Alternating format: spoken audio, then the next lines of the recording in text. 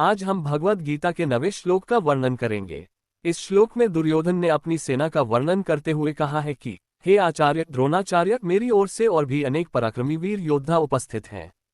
ये सब मेरे लिए अपने जीवन का त्याग करने के लिए तत्पर हैं। विविध प्रकार के शस्त्र और अस्त्रों से सुसज्जित ये सब योद्धा युद्धकला में निपुण हैं। इस श्लोक में दुर्योधन अपनी सेना की शक्ति और समर्पण का उल्लेख करता है।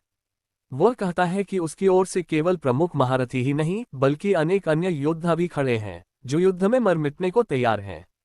दुर्योधन अपने सैनिकों की निष्ठा और बलिदान की भावना का बखान करते हुए गुरुओं और राजाओं को यह विश्वास दिलाना चाहता है कि उसकी सेना हर प्रकार से मजबूत है। यहाँ त्यक्तजीविता शब्द महत्वपूर्ण है, जिसका अर्थ है जिन्होंने अपने जीवन का त्याग कर दिया है।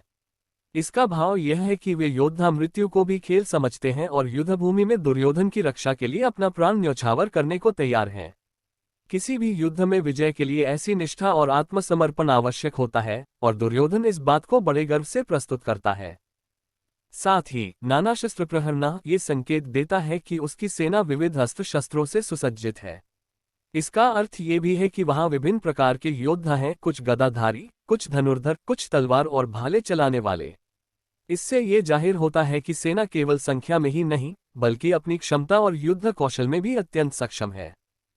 सवे युद्धविशारदा वाक्य इस तथ्य को और मजबूत करता है कि उसकी सेना के सभी योद्धा युद्ध में निपुण और अभ्यासशील हैं।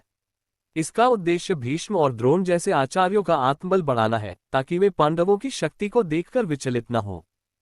समग्र रूप से देखा जाए तो ये श्लोक हमें ये सिखाता है कि किसी भी कार्य में सफलता के लिए केवल शक्ति ही नहीं बल्कि निष्ठा, त्याग और अनुशासन भी आवश्यक है। हालांकि दुर्योधन के सैनिकों की भावना प्रशंसनीय है, परंतु उनका पक्ष अधर्म का था। इसलिए गीता हमें ये भी सिखाती है कि केवल पराक्रम और त्याग ही पर्याप्त नहीं, सही दिशा और धर्म का मार्ग अपनाना सबसे आवश्यक है।